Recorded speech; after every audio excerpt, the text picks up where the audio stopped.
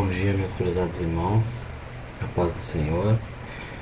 Queremos iniciar essa aula com uma oração e vamos fazer aquela oração que Jesus ensinou, que é o Pai Nosso, que nos diz assim: Pai nosso que estás no céu, santificado seja o teu nome, venha a nós o teu reino, seja feita a tua vontade, assim na terra como nos céus. O pão nosso de cada dia nos dai hoje, perdoai as nossas ofensas, assim como nós perdoamos a quem nos tem ofendido.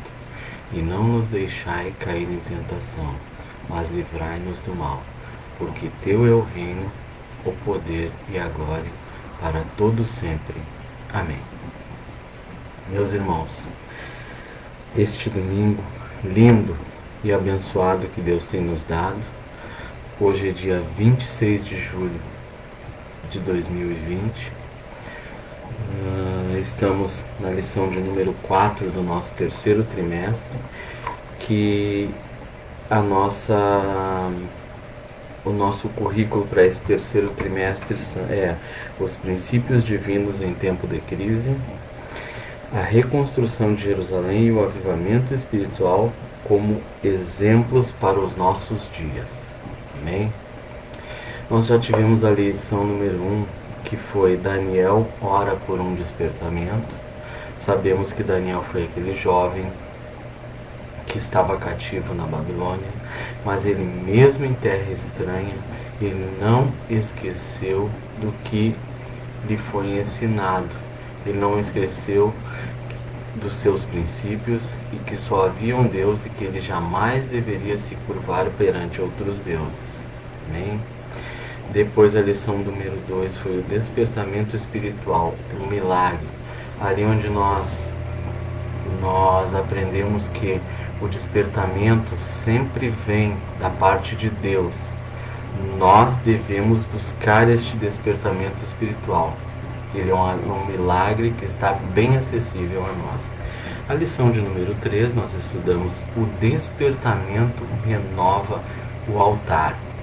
E aqui nós vemos a simbologia do altar com as nossas vidas, onde nós, quando somos despertados da parte do nosso Senhor Jesus Cristo, o nosso altar ele vai estar continuamente produzindo fogo santo, fogo puro. E aqui nós podemos identificar que nós temos duas naturezas, uma natural e outra espiritual. E essas duas naturezas elas estão em constante guerra. E ela só vai vencer a natureza que nós mais alimentarmos. Se nós alimentar mais a nossa carne, ela sairá vencedora. Se nós alimentarmos mais o nosso espírito, ela subjugará a nossa carne. Amém?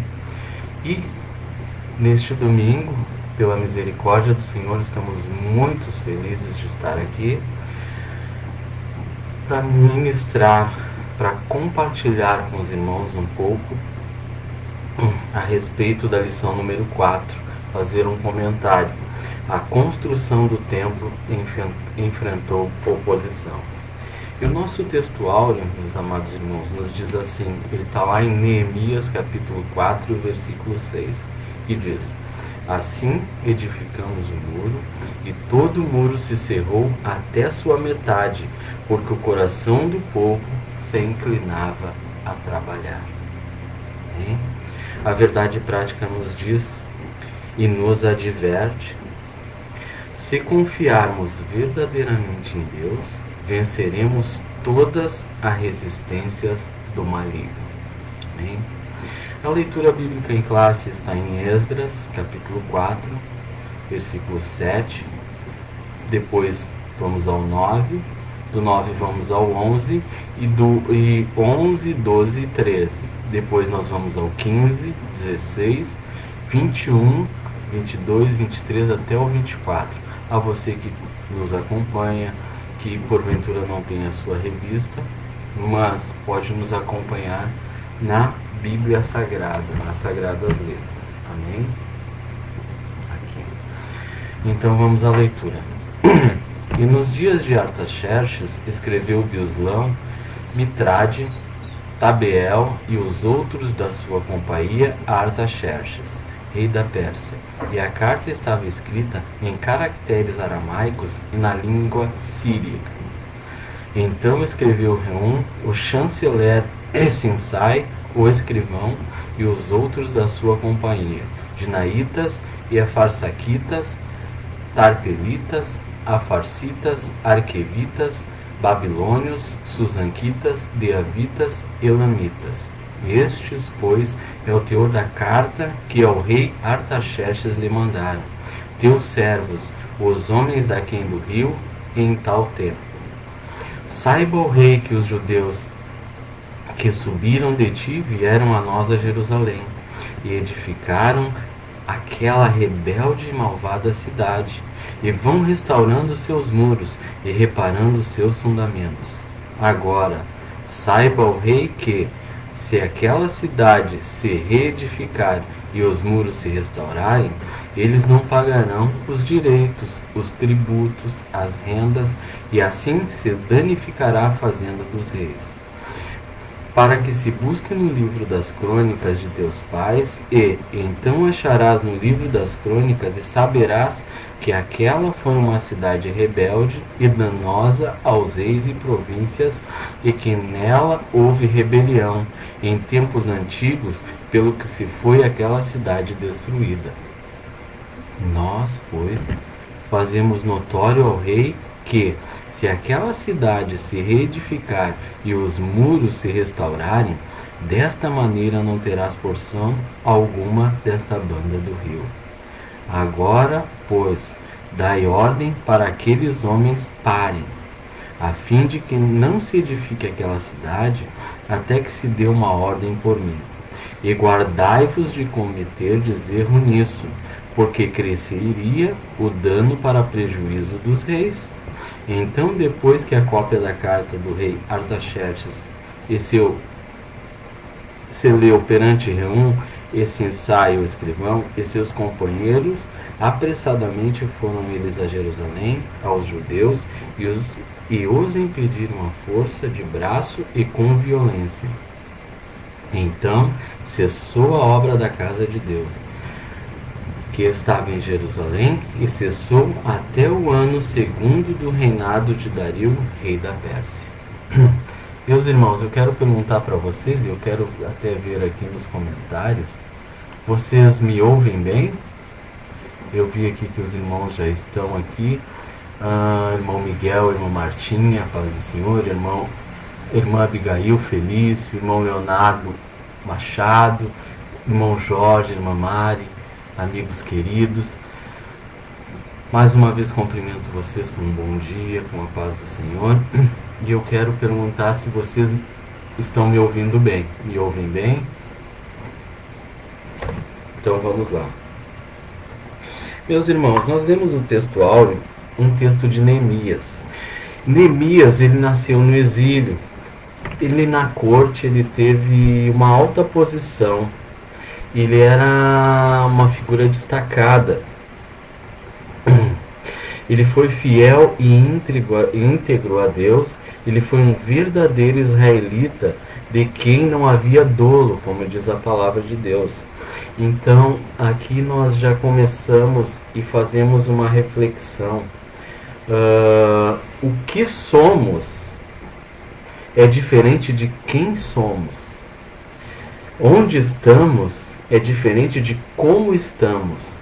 E aqui nós queremos trazer uma reflexão a respeito da vida que vivemos, onde andamos, os ambientes que frequentamos. Nós jamais devemos nos esquecer, como citei ali no início, na lição número 1, fazendo um muito breve comentário sobre Daniel, que ele orou por um despertamento, que ele mesmo lá na corte babilônica, ele tinha todos os despojos ao seu dispor, e ele não aceitou. Ele preferiu ficar com o que ele tinha aprendido, e ele sabia que a melhor Era melhor ele estar protegido pelas mãos de Deus do que estar ao bel prazer da sua carne e os desejos pecaminosos da sua carne, da sua vontade. Perdão, meus irmãos. E meus irmãos, o texto aqui nos traz Esdras. Quem foi Esdras, meus irmãos? Nós sabemos que 13 anos antes, Esdras ele saiu para governar essa província de Jerusalém e reconstruiu os muros, não o templo. Frisando bem, o templo ainda estava abandonado, né? Mas nós sabemos que tudo que tem promessa de Deus, Deus não esquece, e nós, quando guardamos os seus ensinamentos, nós lembramos e isso arde em nosso coração para fazer a sua vontade. E Esdras, ele era um homem também íntegro e reto, que se desviava da aparência do mal, como nós temos essa leitura ali no livro de Salmos, um cântico, né? E ele tinha um diferencial, meus prezados irmãos. Todos os seus problemas ele apresentava ao Senhor. Então nós sabemos que trabalhando, governando, gerenciando, né, um povo, virão problemas, virão adversidades. Mas Salmo 37:5 diz que nós devemos confiar no Senhor, entregar tudo nas suas mãos.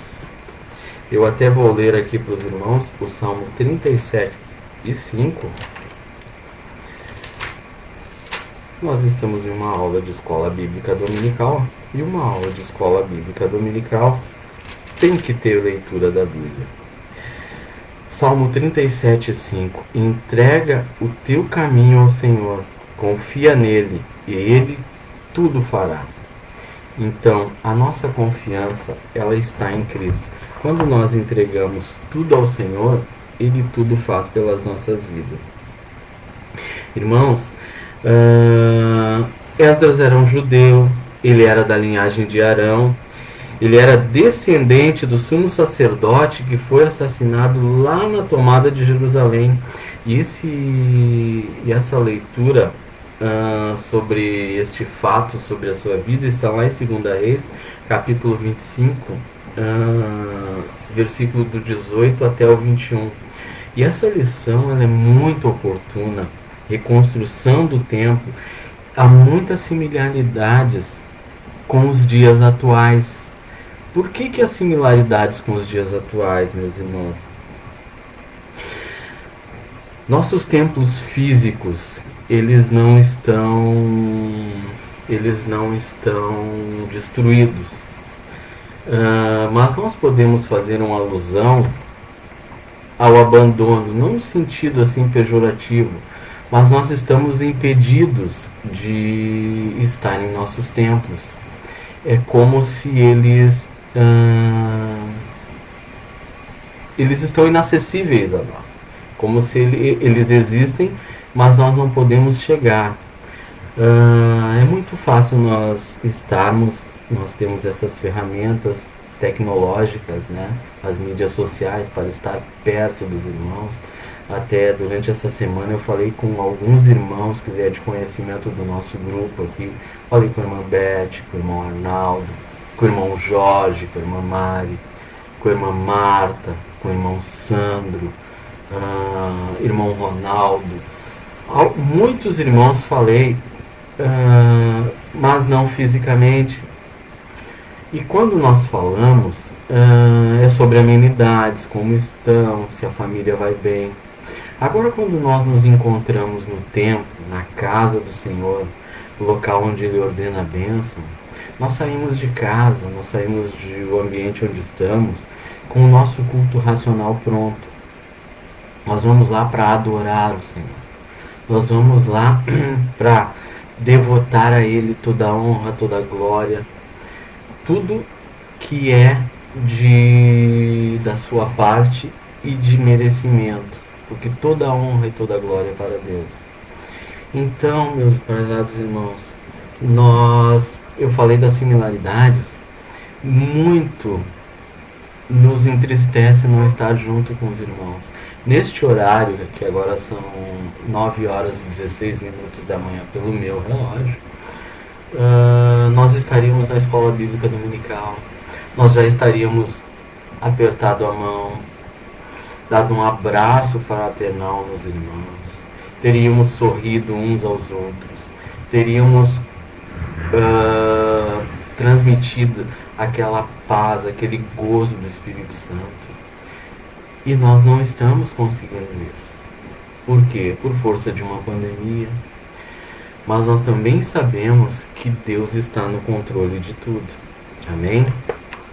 Então, e meus irmãos, há mais links que podemos fazer com esse tempo, tá? Os nossos templos estão fechados por um entendimento governamental. Nós, aqui em nossa cidade, em Porto Alegre, nós chegamos ao disparate, podemos dizer, a insanidade, entre aspas, de nosso prefeito dizer que as igrejas estariam abertas somente para arrecadação, com uma simbologia, aí sim, muito pejorativa esse termo arrecadação. E meus irmãos, nada mais é. Isso também é um mandamento bíblico, não é assunto para a nossa aula de hoje, mas nada mais é nós estarmos juntos adorando ao nosso Deus. Só Ele é digno de toda a honra, de toda a glória, todo louvor. E, como falei, não é matéria de estudo para essa aula, mas a Bíblia mesmo nos ensina que é para nós levar todos os tesouros para a casa do Senhor, para que haja mantimentos. E quem não gosta de estar em uma casa boa, bonita e confortável? Eu gosto, eu quero ter uma... Eu tenho uma que Deus me deu, eu sei que os irmãos também têm as suas casas, mas o local onde nós adoramos a Deus, nós somos... Tem uma alegoria que nós somos a noiva de Cristo. E a noiva de Cristo, ela quer encontrar o seu esposo em um lar lindo, suntuoso, belo, que é a casa do Senhor. Amém? Então, devemos orar pelas nossas igrejas, orar pelos nossos governantes, que eles venham ter entendimento. Nós vamos estudar mais à frente aqui, que é a oposição que o povo judeu enfrentou. Eles se acomodaram, eles não, como lemos aqui no texto, o rei Artaxerxes recebeu uma carta, mas essa carta não teve um contraponto, não teve uma réplica, nem uma tréplica. Então, nós não devemos nos acomodar, nós devemos procurar o que é nosso por direito, seguindo as leis, as normas. Amém? Então, o tópico primeiro, ele nos diz assim, ó, os alicerces do templo são lançados. Amém? E o ponto central é, devemos manter a confiança em Deus, apesar das circunstâncias. Eu quero dizer aos nossos irmãos que, com tudo que estamos vivendo, tudo que está nos acontecendo, eu não perdi a esperança em Deus. Eu sei que é Ele que está me protegendo, eu sei que a minha vida está nas suas mãos, eu sei que a minha família depende dEle, os meus negócios, a minha saúde, as minhas finanças, tudo depende de Deus. Só que em Isaías 64, se não me falha a memória, vai dizer que eis que a mão do Senhor não está encolhida e o seu ouvido não está agravado, ou seria fechado. E aí vem a condição, a condicional, vírgula. Mas os nossos pecados, aí são palavras minhas, as nossas faltas, aqueles momentos onde nós não glorificamos a Deus, nós temos a oportunidade de glorificar o seu santo e bendito nome, nos afastam de Deus. Ele ouve tudo o que pedimos. Agora, tudo é no seu tempo e se tiver um propósito de glorificação ao seu nome. Amém? E meus irmãos, vamos falar de alicerces. Quantos aqui já não passaram, já não contemplaram, talvez até ajudaram em uma obra? O alicerce, ele é o primeiro trabalho de uma obra e é o mais importante. Só que assim, meus prezados irmãos, amigos que nos acompanham, ele é um trabalho muito pesado. Ele é um trabalho penoso, ele é muito sujo, ele não tem nenhum glamour, ele não tem um reconhecimento. Quando você passa em frente a uma obra, você vê ali engenheiro responsável, CREA, Conselho Regional de Engenharia e Arquitetura. Você vê o nome do engenheiro. Você não vê ali Conselho Regional dos Alicerces. Geralmente quem começa um alicerce não é quem termina. Muitos começam o trabalho e no final e no meio do trabalho já não estão mais. Tem que vir novas pessoas, tem que renovar o quadro. E muitas vezes na etapa do alicerce entram 2 ou 3 quadros de pessoas para trabalhar. Porque no alicerce você encontra sujeira, no alicerce você encontra lodo, lama, no alicerce você encontra pedra, no alicerce você encontra muitas vezes animais peçonhentos, escorpiões, pode encontrar animais não muito salubres, né, baratas. Então o alicerce ele é extremamente importante porque ele vai suportar a vida útil da construção, depende do alicerce. E muitos são os que dispõem a lançar esses fundamentos. Amém, meus irmãos? Então, os alicerces do templo são lançados, tá? O tópico 1.1 diz: o lançamento foi celebrado com uma solenidade. Então estava ali depois, no lançamento, né? No lançamento, os sacerdotes, os levitas, filhos de Asaf, né? Com toda aquela indumentária de instrumentos musicais. A cantora Esperança veio e alegrou o trabalho. E ali nós temos aquela famosa frase, né, que nós usamos, né, aqui nós estamos falando dos muros, mas eles já pensando naquela promessa da reconstrução do templo, que a glória da segunda casa seria maior do que a primeira. Então nós cremos nisso, que toda a obra que Deus faz, Ele faz ela completa. E quando nós pedimos para Deus um aperfeiçoamento, Ele faz além das nossas expectativas. Toda semana nós temos experiências gloriosas por Deus, de bênção, de milagres, de Ele demonstrando o seu amor sobre nós. Só em nós estarmos aqui com saúde e respirando, já é uma bênção. Porque nós sabemos que é uma providência divina Ele ter nos mantido longe dessa pandemia, desse vírus. Então nós glorificamos a Deus pela nossa vida. Tópico ponto 2, a reedificação do templo. Tá? Eu quero ler com os irmãos um texto que está lá no livro do profeta Isaías, capítulo 62, versículos 6 e 7. Eu vou olhar aqui na minha Bíblia, Isaías 62, para nós entrarmos aqui. Isaías 62, capítulo 6 e 7, que nos diz assim: Ó Jerusalém, sobre os teus muros pus guardas, que todo dia e toda noite se não calarão, Ó vós que fazeis menção do Senhor, não haja silêncio em vós, nem estejais em silêncio, até que confirme e até que ponha a Jerusalém por louvor da terra. Eu vou repetir, meus irmãos. Sabemos que didaticamente tudo que repetimos nós guardamos mais. Pelo menos eu que tenho um pouco mais de dificuldade que os nossos irmãos. Ó Jerusalém, sobre os teus muros pus guardas, que todo dia e toda noite se não calarão.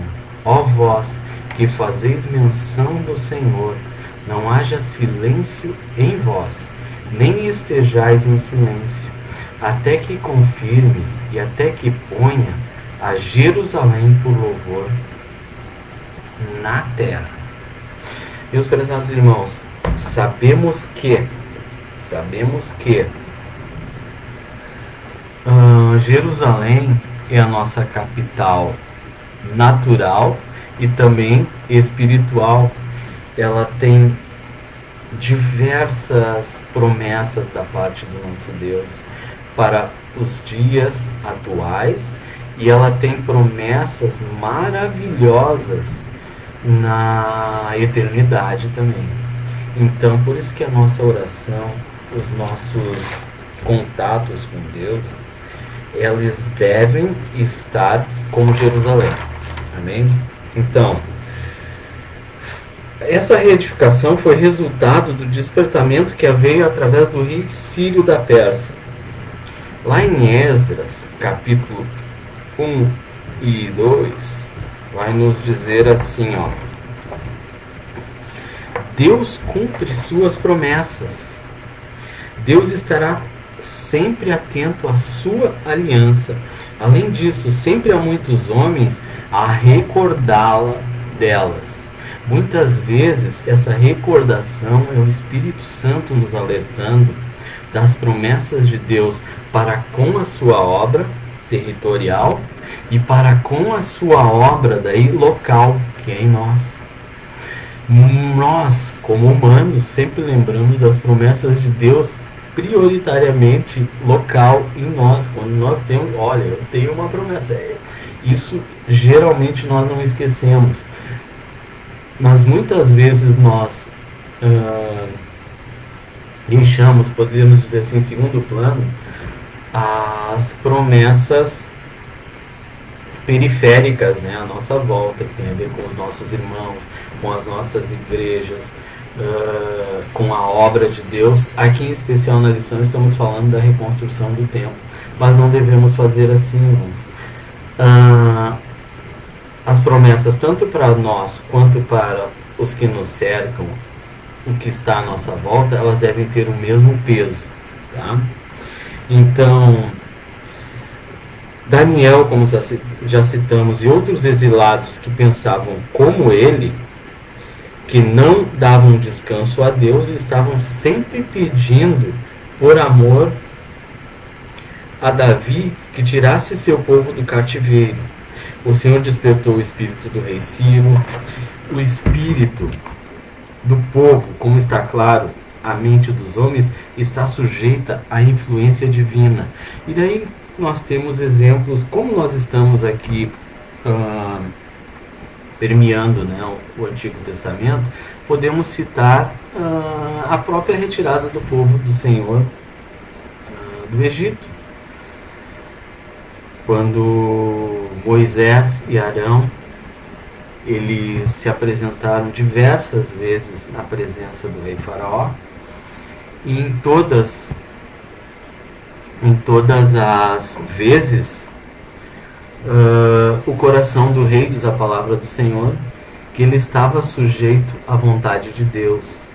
Deus, em um momento, ele fechava, endurecia o coração de Faraó, em outros momentos ele abria, amolecia o coração de Faraó. Amém? Que nunca desejamos ou sejamos desobedientes às visões celestiais para as nossas vidas.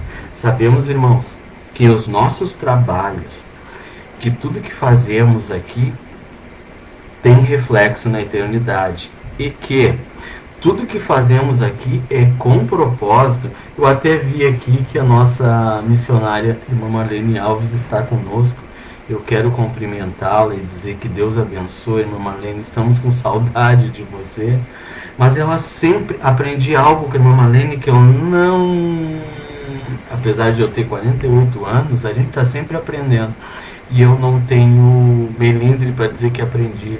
E ela fixou isso, eu citei que tudo que falamos e ouvimos mais de uma vez, nós aprendemos.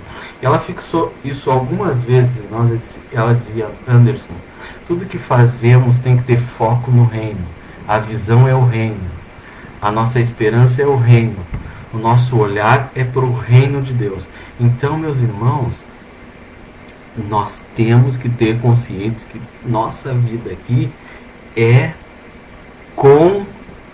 Veja bem, tudo que fazemos, tudo que temos e tudo que nos propomos nessa vida é para estarmos e levarmos ao reino de Deus. Amém? Então, meus prezados irmãos,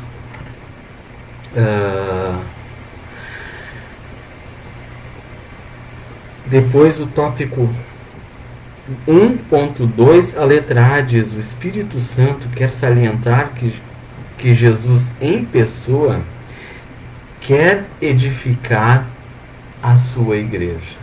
E aí tem o autor aqui nos sugere uma leitura de Mateus capítulo 16 e o versículo 18. Vamos lá, Mateus 16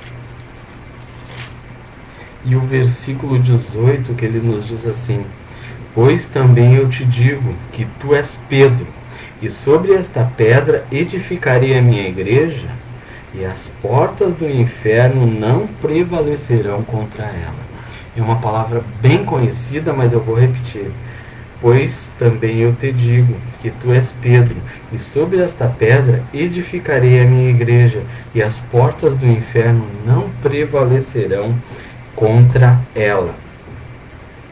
E ele o faz conforme a palavra de Deus.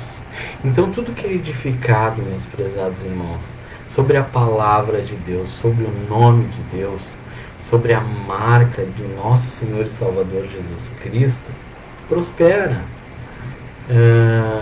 Lembramos lá quando foram falar contra o cristianismo, né?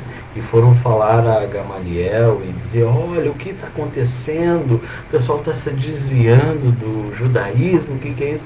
Ele disse: não, vocês não estão entendendo nada, fiquem bem tranquilos, se a obra for de Deus, ela vai prosperar. Se não for de Deus, a gente já sabe, mas ele diz: se a obra for de Deus, ela vai prosperar. E assim nas nossas vidas, nós sabemos que tudo que nós colocamos nas mãos de Deus, tudo que tem a direção de Deus, prospera. Infelizmente, meus irmãos, tudo que nós fazemos e não colocamos na presença do Senhor, ou não tem o propósito de glorificação ao seu nome, não vai bem. Não vai bem. A letra B vai dizer que o Espírito Santo quer gerar um sentimento de reverência pela igreja do Senhor, que é morada de Deus. Irmãos, aqui nós estamos falando do templo físico, mas nós também podemos falar do templo espiritual. A palavra do Senhor nos diz que nós devemos apresentar os nossos corpos como sacrifício racional ao nosso Deus. E o apóstolo Paulo já dizia que nós somos catedrais ambulantes. Então, onde andamos, por onde andamos, como citei ali no início da nossa lição, não é o que somos, é quem somos. Não é onde estamos, é como estamos. Então, a nossa posição social, nossa condição econômica, não diz nada às pessoas, não diz nada. Tem um ditado, eu não lembro qual é a origem dele, mas eu acho que é asiático, que diz assim: o que tu fazes grita tão alto que as pessoas não escutam o que tu dizes. Eu vou repetir. O que tu fazes grita tão alto que as pessoas não escutam o que tu diz. Então, o teu andar, o teu se portar, ele fala mais alto do que as tuas palavras. O teu testemunho, ele chega antes. Então, se nós dissermos que somos cristãos, somos apologistas desta palavra aqui, ó, a palavra de Deus, e as pessoas não veem linhas, traços, palavras ou adjetivos dessa palavra em todo o seu viver, cuidado, tem algo errado, tem algo muito errado. Meus irmãos, o Espírito Santo quer adestrar a igreja porque ela é instrumento da ação de Deus aqui na terra. O que é adestrar? É ensinar, irmãos. Adestrar, orientar, adestrar, mostrar direção. Amém? E aí o texto está sugerindo aqui Efésios capítulo 13, versículo 10, que nós vamos ler novamente aqui a palavra do Senhor. Efésios capítulo 3 e o versículo 10, que vai nos dizer: para que agora pela igreja a multiforme sabedoria de Deus seja conhecida dos principados e potestades nos céus. Repetindo, para que agora pela igreja a multiforme sabedoria de Deus seja conhecida dos principados e potestades nos céus. Então, meus irmãos, Deus tem um trabalho para cada servo seu na grande obra do Senhor, lá na grande comissão, né, no ID, pregai o evangelho a toda criatura. E aí, como nós falamos na condicional, Deus é tão maravilhoso para com a sua criação, que somos nós, que Ele nos diz assim, ó: vocês têm uma missão de pregar. Agora, quem vai convencer o homem a respeito do pecado, do juízo, da salvação, do batismo, é o Espírito Santo. Então nós temos uma missão até simples, de pregar o evangelho a toda a criatura. Amém? E meus prezados irmãos,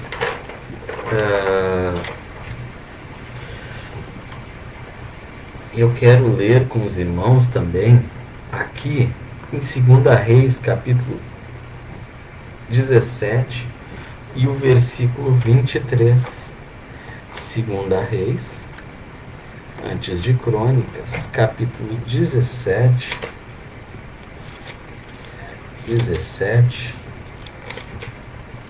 e o versículo 23, que vai nos dizer assim, ó: até que o Senhor retirou Israel de diante da sua presença, como falara pelo ministério de todos os seus servos, os profetas, assim foi Israel transportado da sua terra à Assíria, onde permaneceu até ao dia de hoje. Repetindo, meus irmãos, até que o Senhor tirou a Israel de diante da sua presença, como falara pelo ministério de todos os seus servos, os profetas, assim foi Israel transportada da sua terra à Síria, onde permaneceu até os dias de hoje. Meus irmãos, aqui traz para nós, né, Israel, o povo de Deus, a causa da fraqueza de Israel. Esse capítulo mais parece uma página dos livros do grande trono branco, lá quando nós estaremos à frente do Senhor. Porque o profeta Oséias, o último rei de Israel, não acompanhou em tudo os atos maus de seus 18 predecessores, mas a decadência da nação havia avançado demais para que se pudesse evitar o seu colapso. O cupim, ó, aqui fazendo uma alusão à corrosão, tá? Chegar agora à casca enganadora, A causa imediata daquela nação foi a adoção de normas mundanas, meus irmãos. Tivessem eles obedecido a Deus, simples, objetivamente, tá? Eles poderiam ter confiado nele para conservar a sua independência. Por que eu estou falando isso? Eles preferiram fazer alianças, primeiro com a Síria, depois com o Egito, e assim se viram envolvidos em guerras que não eram as guerras santas, eram as guerras dos seus aliados. Irmãos, por que está lendo isso? Tópico 2. Os samaritanos opõem-se à construção do templo.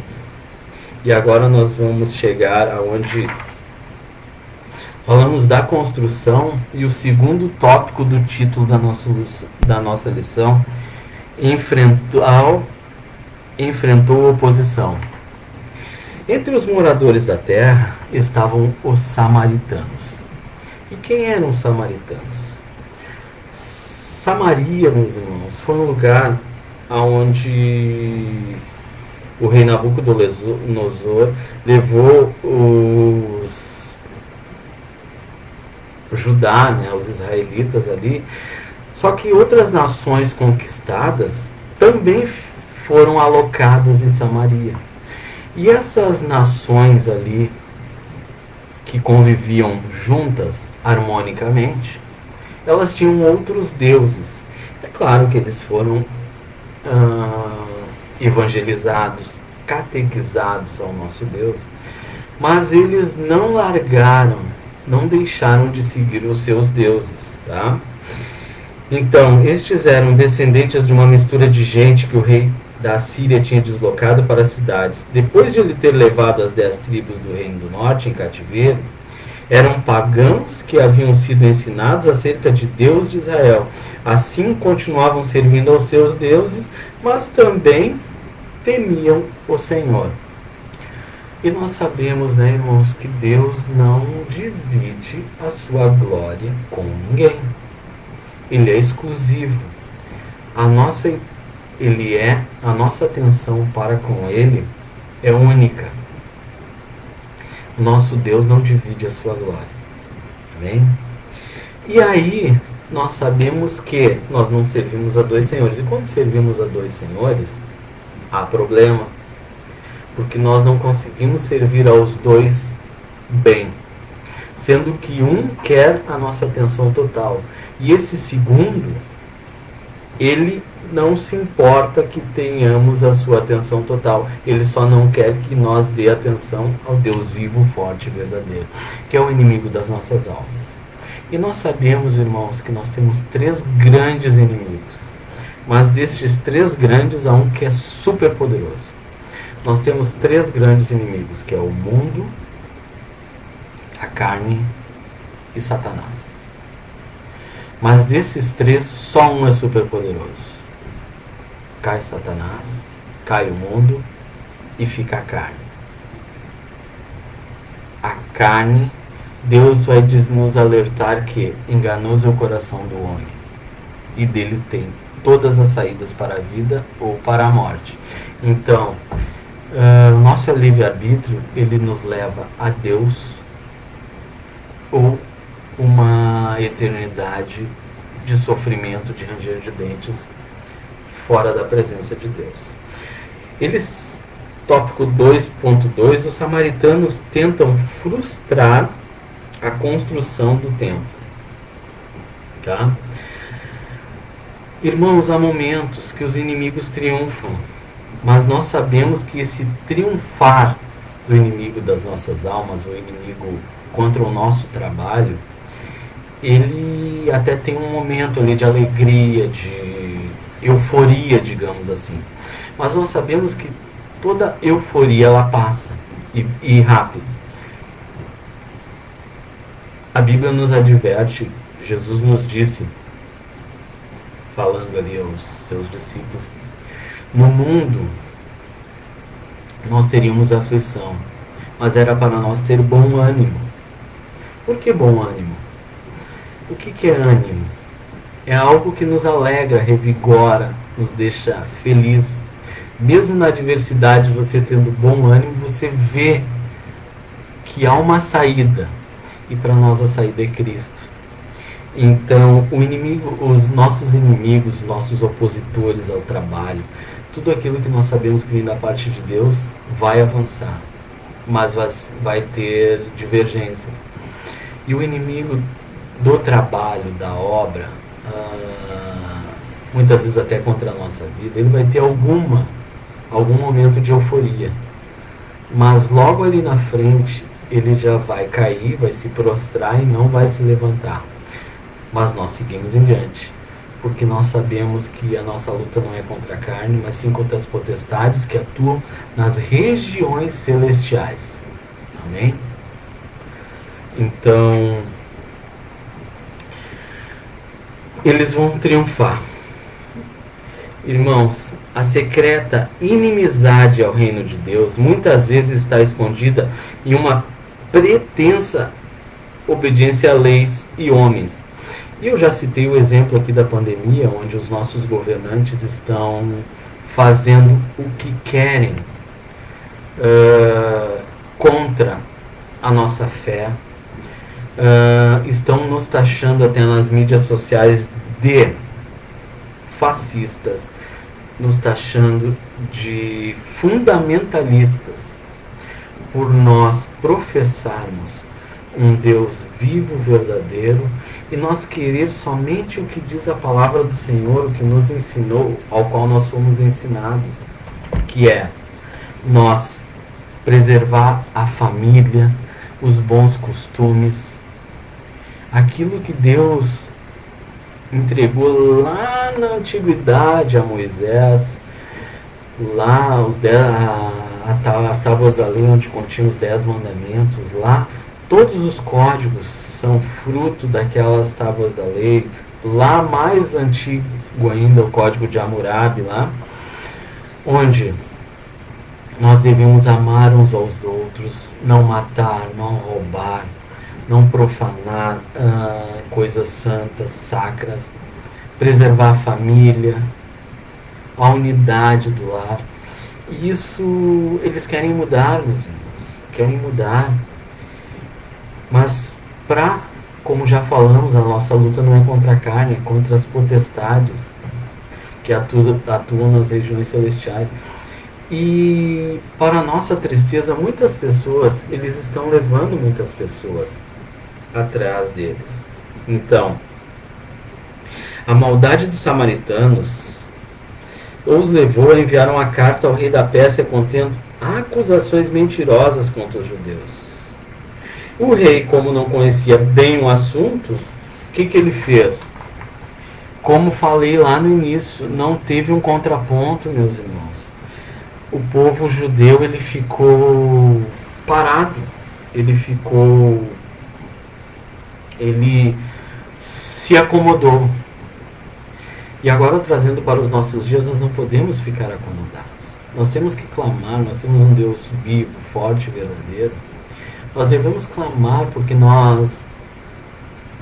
quando nós tivemos um breve espaço de tempo de liberação dos nossos templos, com distanciamento social, as igrejas evangélicas, sem distinção, foram as que mais respeitaram e foram as mais fiscalizadas pela saúde pública. E não teve um caso de aglomeração. E quando pensaram em fechar novamente, o primeiro item que veio à cabeça dos nossos governantes foram as igrejas evangélicas. Então, que Deus tenha misericórdia deles, que eles não estão fazendo... Está sendo triste a nós. Mas não, eles não estão nos prejudicando, porque nós sabemos em quem nós temos crido e onde a nossa fé, agora entra o alicerce novamente, onde ela está alicerçada. Então, vamos orar. Tópico 3, meus irmãos. Como se explica a falta de resistência dos judeus? Eles deveriam ter ido ao rei da Pérsia para assegurar a reconstrução. Uma ordem dada por uma autoridade superior não pode ser invalidada por uma autoridade inferior. A Bíblia nos ensina, meus irmãos, aqui falando sobre matrimônio, Deus fez o homem e a mulher, e a Bíblia nos diz que deixará o homem seu pai e sua mãe, e a mulher deixará seu pai e sua mãe, e eles se unirão e os dois serão uma mesma carne. Isso se chama casamento, matrimônio. Isso é uma lei divina. A lei terrena, e muito nos entristece isso, porque nós estamos falando de escola bíblica dominical, e nós lembramos aqui de Robert Hicks, né? O amor que ele tinha pela obra do Senhor, o sentimento que ardia no seu coração, quando ele via aquelas crianças que nós, falando em leis também, não tínhamos assegurados os direitos das crianças, onde elas trabalhavam naquela revolução industrial lá no século XVIII, por volta de 1800. Aos domingos as crianças iam todas para as praças sujas, maltrapilhas, porque eles trabalhavam de segunda a sábado. Então eles ficavam ali, cometiam pequenos delitos, brincavam, corriam. E ele disse: nós temos que arrumar uma ocupação para essas crianças aos domingos. Ele arrumou lá uma cozinheira na sua cozinha, reunia aquelas crianças, ali dava um lanche e pregava a palavra do Senhor. Começou ali a escola bíblica dominical. E a Inglaterra teve uma revolução espiritual maravilhosa, meu irmão. Mas Anderson, tu estava falando lá em matrimônio, o que tu entrou agora na Robert Hicks, escola bíblica, Inglaterra? Irmãos, porque a Inglaterra foi o primeiro país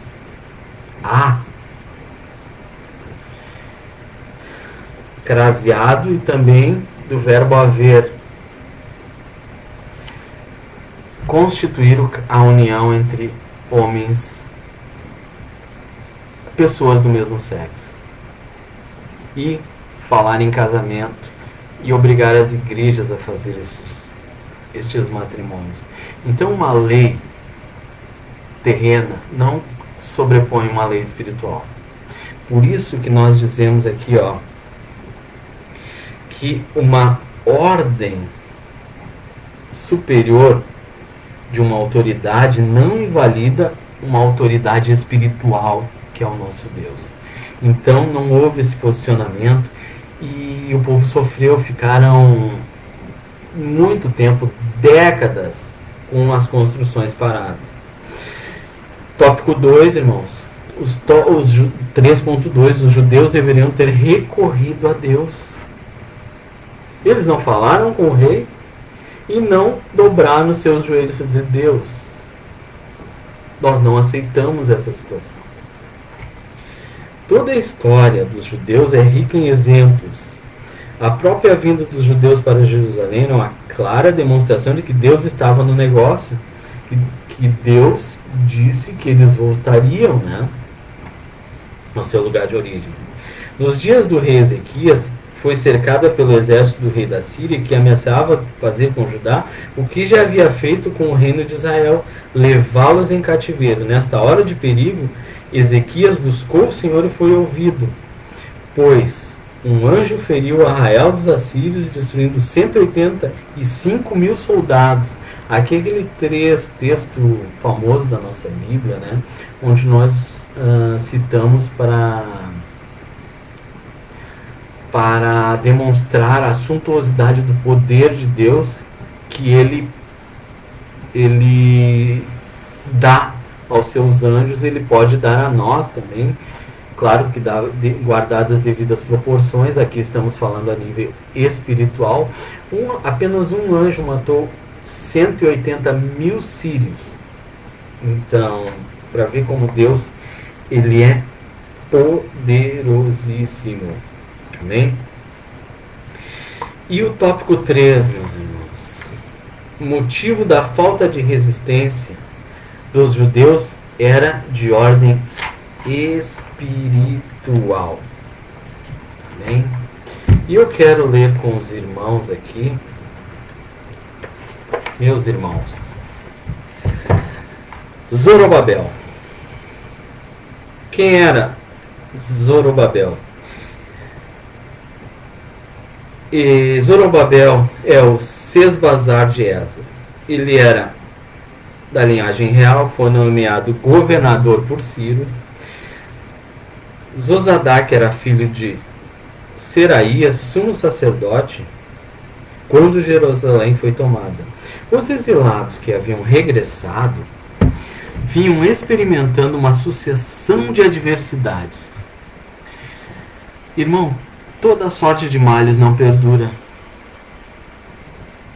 Ainda mais quando nós cremos em um Deus vivo, forte e verdadeiro. A palavra de Deus nos diz: o choro, ele pode durar uma noite.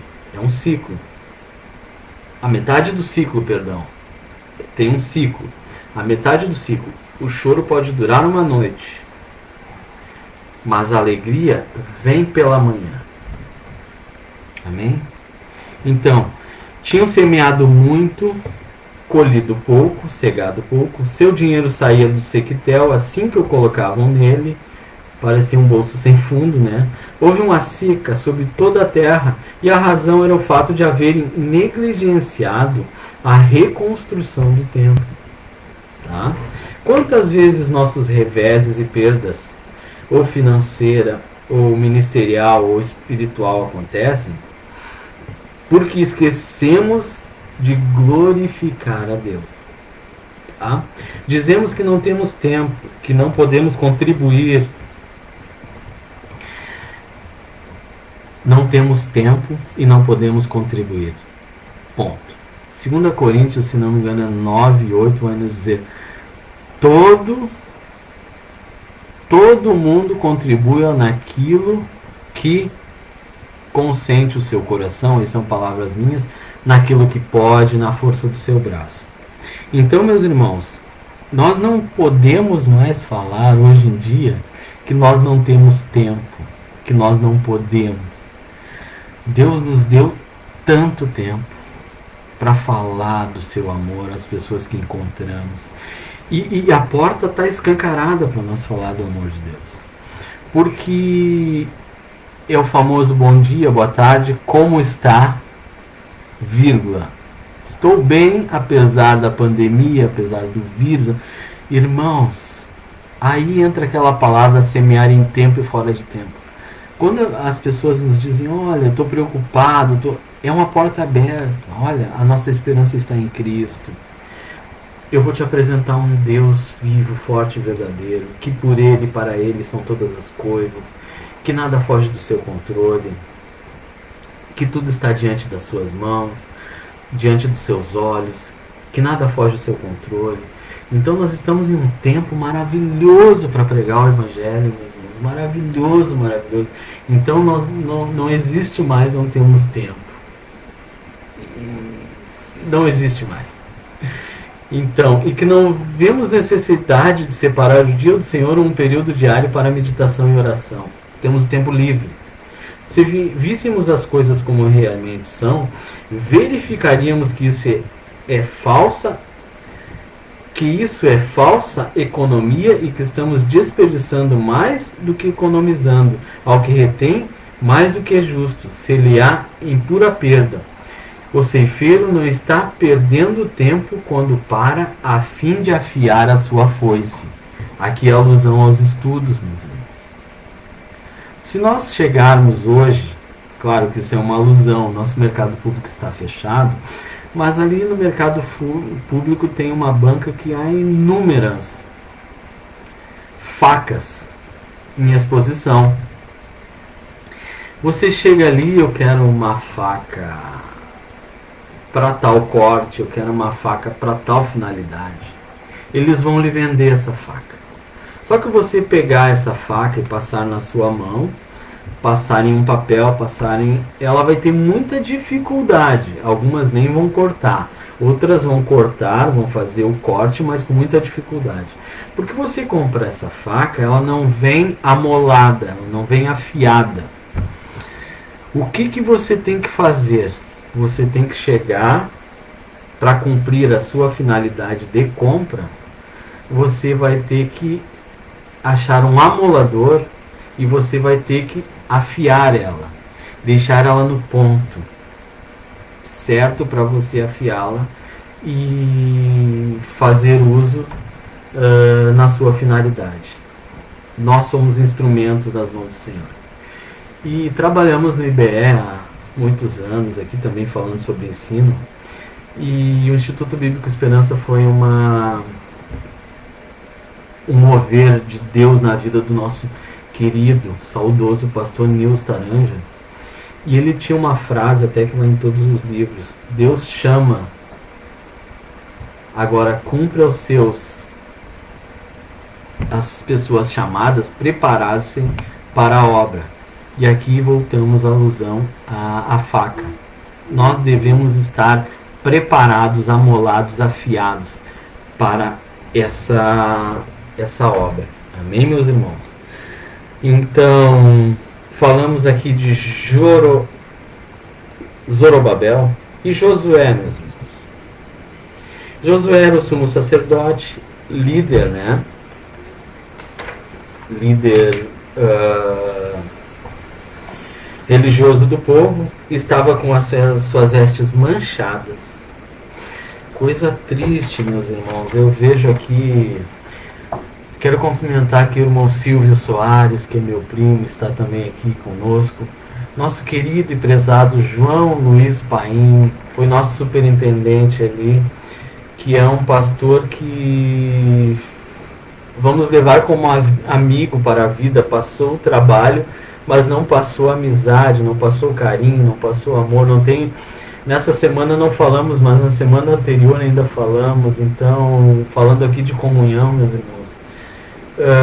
E eu falei do pastor João. Eu falei, primeiro citei o sacerdote José, líder religioso, estava com as suas vestes manchadas.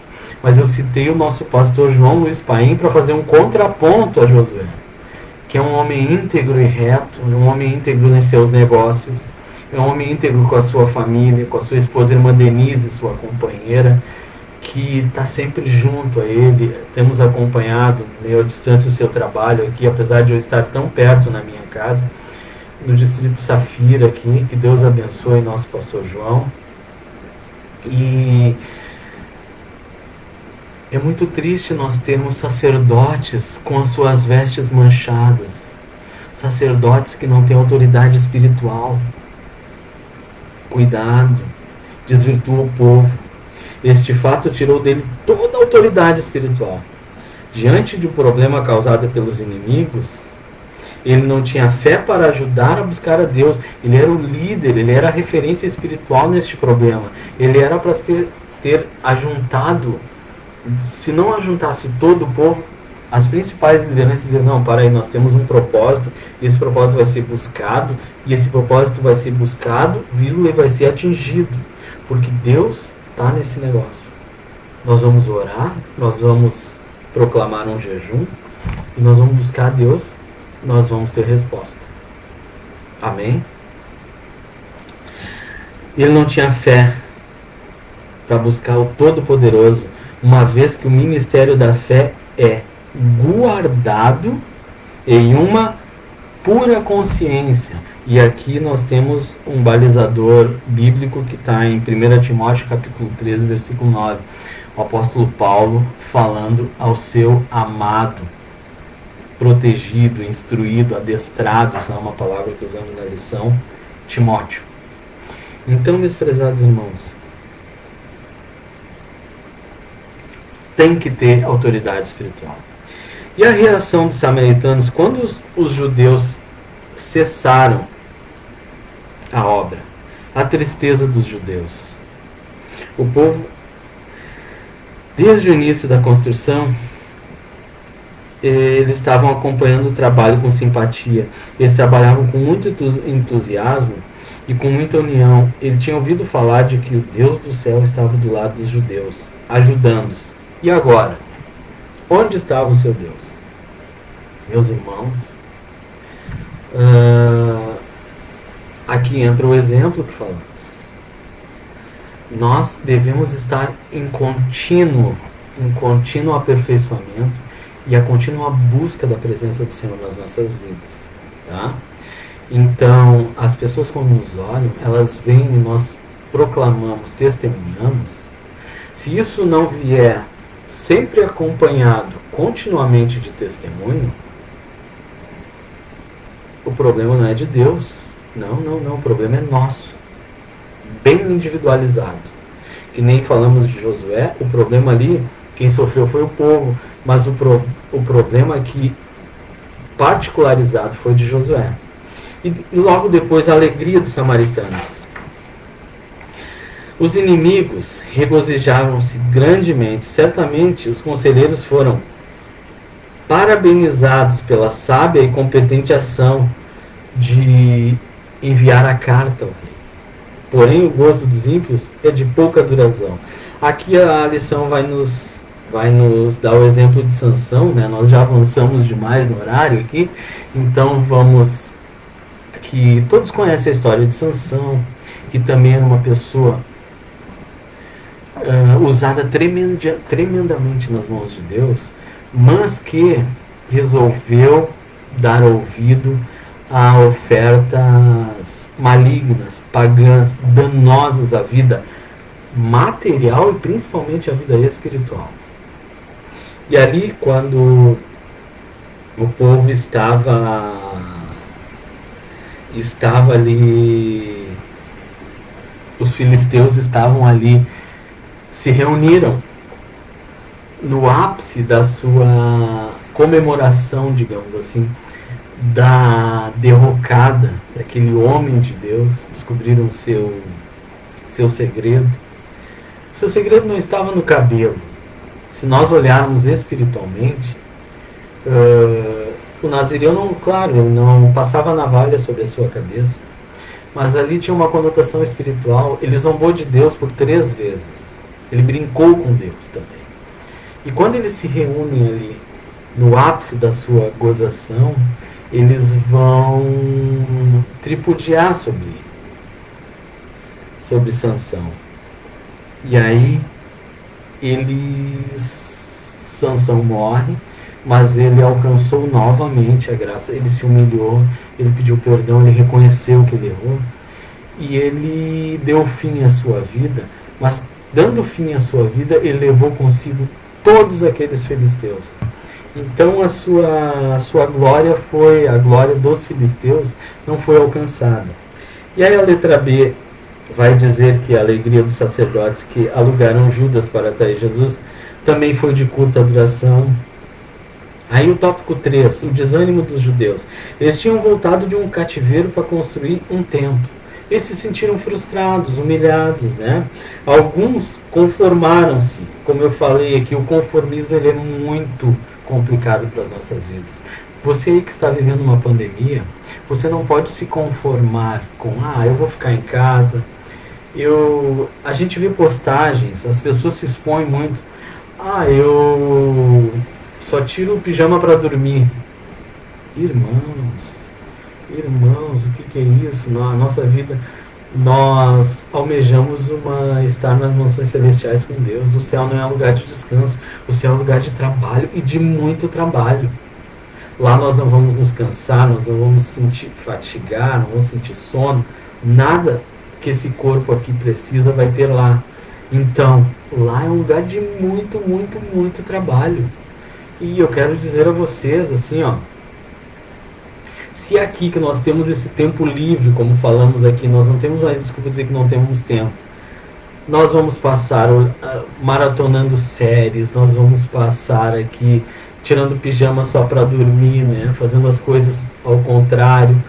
Nós vamos dormir tarde, dormir cedo e acordar tarde. Ou nós vamos dormir muito tarde e acordar mais tarde ainda. Irmão, nós estamos procurando coisas que não condiz com a nossa fé. O céu é um lugar de muito movimento. O céu é um lugar de obras. A nossa Bíblia só fala em obras. Então, neste momento que nós temos de pandemia, não é para nós ficarmos parados, é para nós pegar a nossa ferramenta e afiar. Está sempre afiando ela, sempre afiando. Amém? Os outros aproveitaram a interrupção da obra para dedicar-se, olha só, às suas próprias casas. Vou deixar mais bonita a minha casa, minha construção, vou tratar do meu jardim, vou tratar das minhas coisas. Não, irmão. Talvez alguns judeus sinceros estivessem tristes, buscassem a Deus em oração, pedindo solução para a dificuldade, de modo que o templo pudesse continuar. Esse é o Espírito, meus irmãos. Usar aqui o profeta Elias. O profeta Elias teve uma perseguição tremenda de Jezabel. Ele chegou até um momento que ele ficou, usar uma palavra que nós usamos muito agora, depressivo.